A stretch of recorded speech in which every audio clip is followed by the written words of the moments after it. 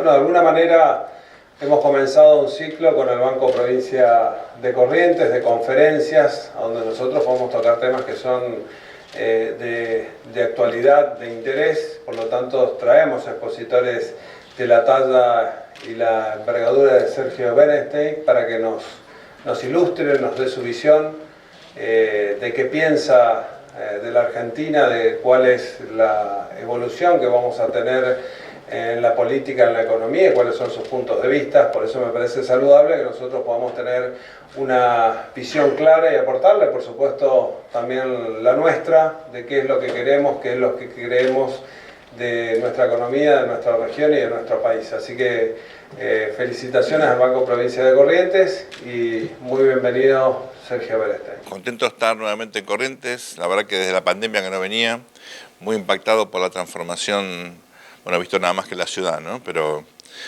impactado por todas las obras, se nota que la verdad que hay mucho movimiento y desde Buenos Aires no siempre se advierten estos progresos que las provincias hacen en muchos casos, no es el único caso el de Corrientes, pero la verdad que estoy muy impactado, positivamente impactado.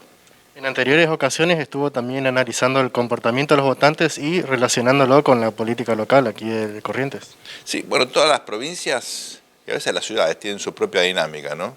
Y nunca es positivo extrapolar lo nacional y llevarlo automáticamente a lo local.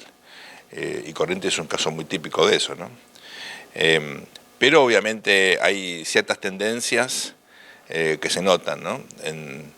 A nivel nacional y a nivel de provincias, incluyendo esta. Por ejemplo, el predominio de un electorado moderado. En Argentina hay casi 2/3 del electorado que busca un sistema democrático moderado, con reglas del juego claras, un capitalismo lógico.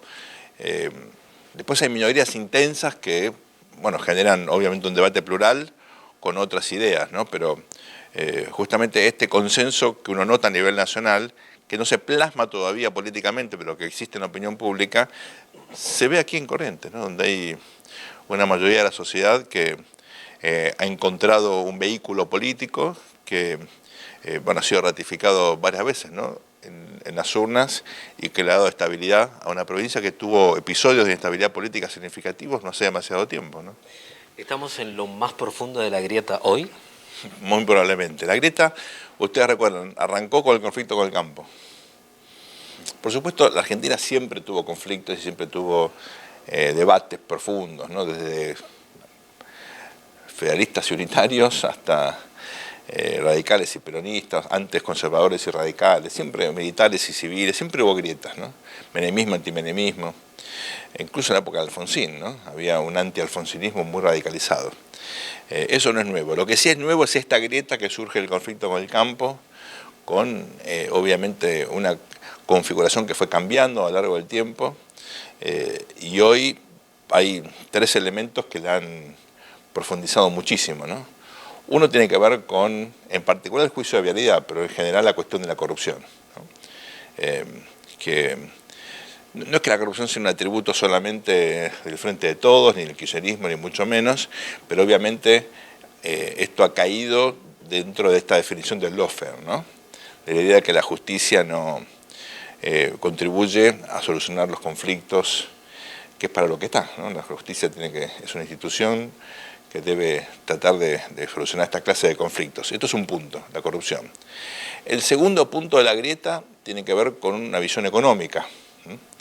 Y ahí hay un matiz, porque hasta ahora el gobierno sostenía un consenso económico que, bueno, tenía poco que ver con el capitalismo moderno, pero narrativamente era como que no entraban las balas, ¿no? Era muy inconsistente.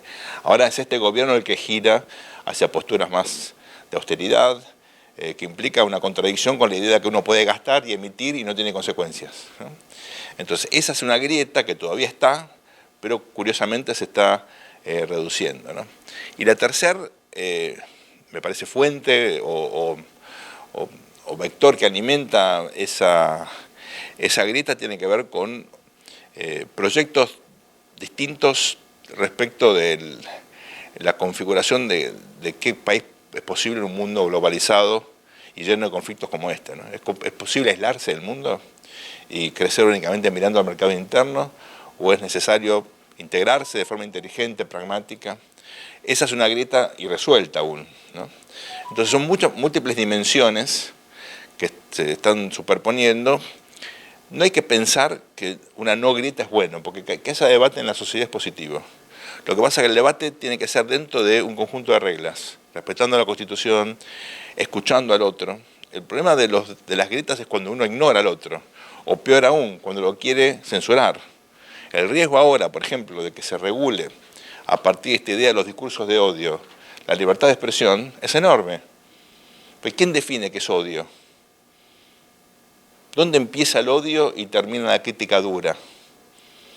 Entonces, ese es un riesgo muy significativo. Meterse en los valores, en los principios definidos por la Constitución es grave. Y eso es una responsabilidad que tiene el gobierno ahora, ¿no? No evitar eso.